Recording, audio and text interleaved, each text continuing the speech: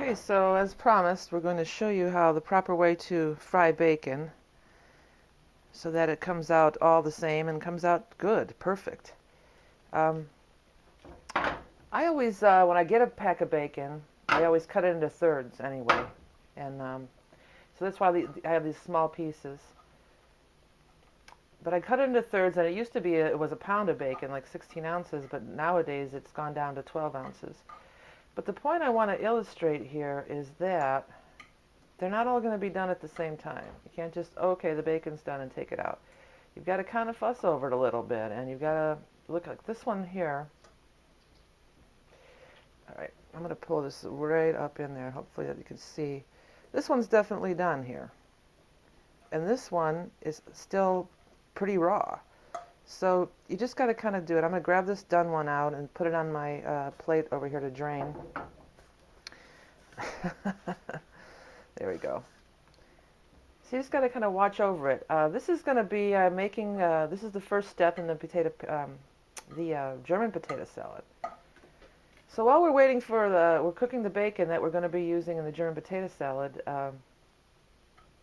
we're going to, we've also got our potatoes boiling. Now, I was taught to boil them with the skin on. I'm going to try to pull this into the camera so we can really see. So skin on, boiling away, and then you've got to keep testing them with the fork.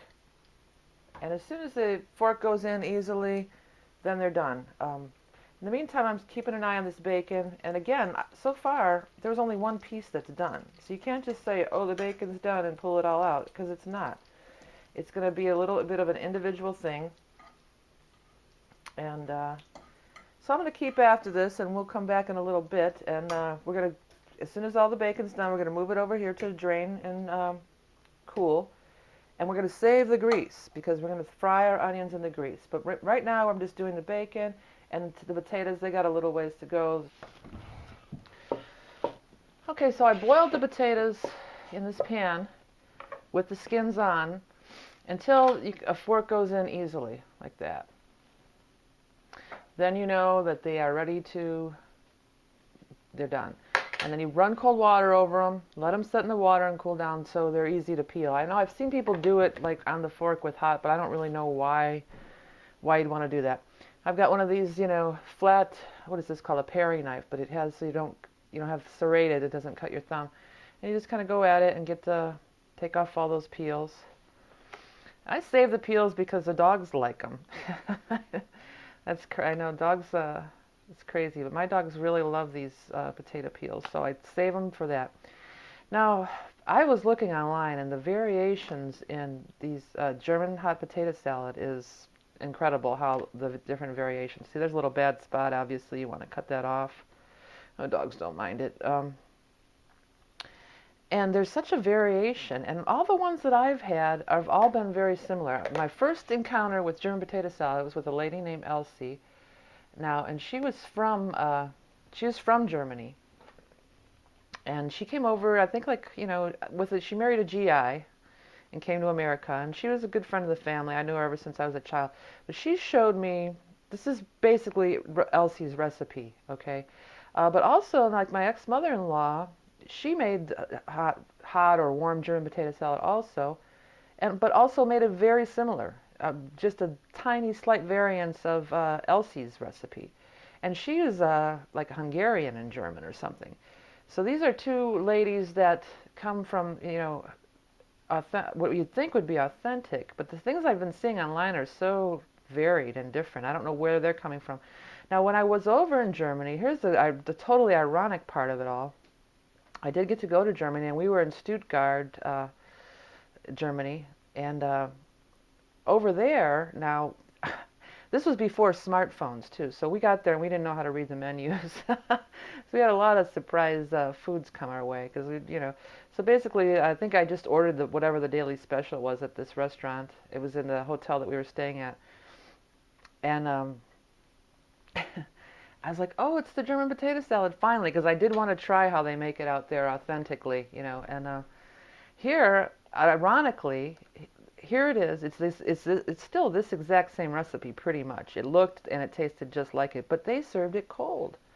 It was served as a cold side dish, but it was with the vinegar and this type of potato and everything. So I thought that was so ironic that it's, hot German potato salad, but they served it cold. But it tasted identical to mine. And so I've got 3 references that this is pretty much the way that I'm going to say it's authentic, because I've been to Germany and I've had 2 German women show me how to do it, and they're all pretty much on target the same. It's there's not all these crazy, and even the way that it's sliced, the potatoes are sliced. They're not sliced in like, I've seen them slice, the people on the line are making them and they're slicing them in these big round slices. It's sort of crumbly. I'm going to show you in a second. We're going to get to that. So, but at any rate, this is delicious. I'm not going to argue over whether it's authentic or not. So what I've done is I've peeled these all off, cut them in half, and then this is the original pan that they cooked them in. This is what I'm going to put them back in. And you just kind of pull off little, like this, not big giant slices, kind of little chunks, and just kind of let them fall right in there like little chunks.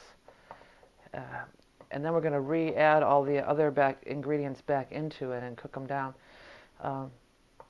These are soft, and they are sort of just crumbling apart, just sort of have a natural crumble, but you don't want these big giant slices. No, that's not the way that this is made. So I'm going to go through, and do all the rest of this, and then I'm going to turn the camera back on when we are ready to add the sauce and cook it the rest of the way. Okay. Okay, so now we're back, and we've got our potatoes nice and completely peeled and back in the original pan. And we've got some nice, these are the size of them. And they're like little chunkies. They're like chunks. They're not slices. They're chunked. So what I'm going to do with this, before we do anything, we're going to add a sauce to it, and it's going to cook. I've got, this is the secret ingredients for my ex-mother-in-law that really gives a good taste, and it's celery seed.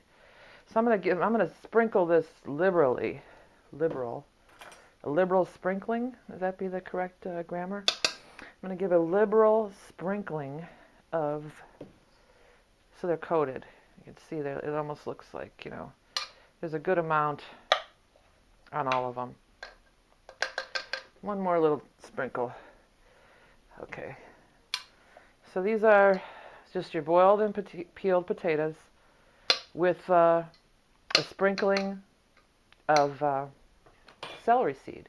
And that is really the secret ingredient, believe it or not, that really gives it a good flavor. Okay, I'm going to come in over here because what we're doing, I've got that leftover bacon grease, and it's nice and hot, and I'm going to add to the bacon grease my medium onion. This is actually a medium-large onion. And I put it through the chopper, the food processor thing, so it's finely, but you can, if you don't have one, that's cool. You can just, chop it finely on a chopping board. So we're going to get that really coated, good coating of that bacon grease on all those onions. It's really good. There's a big piece in there. I'm going to pull that out. Okay. I think these are best with this nice, fine, finely chopped. That's what we want it. So we're going to let that go. We're going to let these get till they get kind of soft. They're still real chunky now. We want them, saute down to clear. So I'm going to let that fry in the bacon grease. In the meantime, over here we've got, this is the dry ingredients. So I'm going to, here it is. We've got 2 tablespoons of flour, 2 tablespoons of sugar, 2 teaspoons of salt, and then that half teaspoon of celery seed. I just coat the potatoes with it. I kind of stopped doing that, stopped putting it in with the dry ingredients. And then to that, and I did use measuring spoons on that, mix it all, get a good mix on it. Then what I've got here is the liquid portion, which is 3/4 cup of water. And to that, we're going to add 1/3 cup of apple cider vinegar. Okay. So here's my apple cider vinegar. I've got my measuring spoon, 1/3 cup into the water.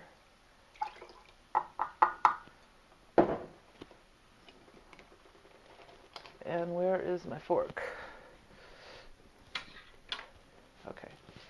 I'm going to take a fork, mix that together really good, and then I'm going to add in those dry ingredients. And this is almost it is like, I guess, a roux is what you would say. And this is going to be your sauce. So I'm going to mix those dry ingredients, which was the flour and the sugar and salt that we just talked about, in with the apple cider vinegar and water mixture. Oops, I'm spilling some. That's okay. We want to get a nice even consistency to the liquid. And that's going to be added in a minute. So that's ready to go. We're just going to leave that there. Finish up our onion and bacon grease. So yeah, real healthy. But, you know, it's not something you're going to eat every day. It's a once in a while kind of a thing. And it's just, oh, it's smelling so good. And I can smell the vinegar and everything, too. I wish you could smell it. So these are not quite there yet. A minute or so more.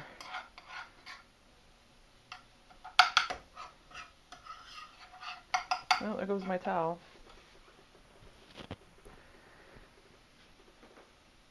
Okay. So these look pretty good. These onions are about there. And that's, I think maybe by grinding them up fine, it might even help, help a little with the getting them cooked faster. So this is what they look like. Nice, coated in bacon grease. All right, can we see the stove from here? Yeah, we can see the stove. So I'm going to put this on a very, very low heat. And I'm going to put all this onion and bacon grease down into the potatoes. Like so. Now this you can absolutely do vegan. I mean, they have that fake bacon, that Morningstar. You use that. And you use olive oil instead of bacon and bacon grease.